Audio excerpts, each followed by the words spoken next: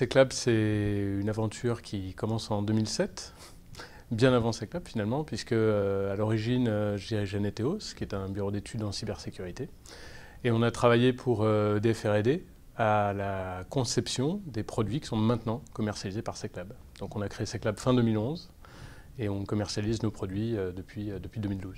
Donc on fait des produits de cybersécurité pour protéger les infrastructures critiques, les infrastructures industrielles, les automates en général.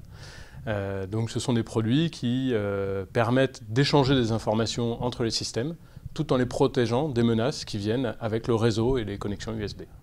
La cybersécurité des systèmes critiques, c'est un marché qui est estimé à 1 milliard de dollars au niveau mondial, avec une progression de 15% par an. Donc c'est un marché conséquent, malgré le fait que ce soit une niche. Et finalement, on le comprend puisqu'il s'agit de tous les objets connectés, toute leur taille, donc y compris les transports, maintenant les usines, les équipements, voilà, tous les automates qu'on a dans la vie de tous les jours. Donc c'est un marché très conséquent.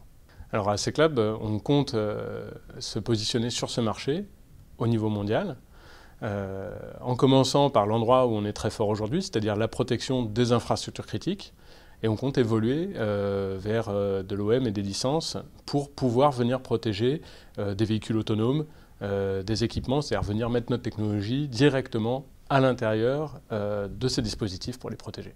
Aujourd'hui à Seclab, on est 16 personnes. On est en recrutement régulier, on va dire en recrutement constant. Donc là, par exemple, on a 4 postes à pourvoir à Montpellier, des profils plutôt techniques, capables à la fois de faire du conseil et de l'architecture en cybersécurité. Et comme je le disais, on a vraiment régulièrement des postes qui s'ouvrent. Là, effectivement, on a de grandes difficultés à recruter, à trouver les bons profils, parce que ce sont finalement des profils assez rares, puisque la cybersécurité est déjà un domaine très récent, mais la cybersécurité des systèmes industriels, c'est une niche dans la niche, donc c'est compliqué de trouver les bons profils.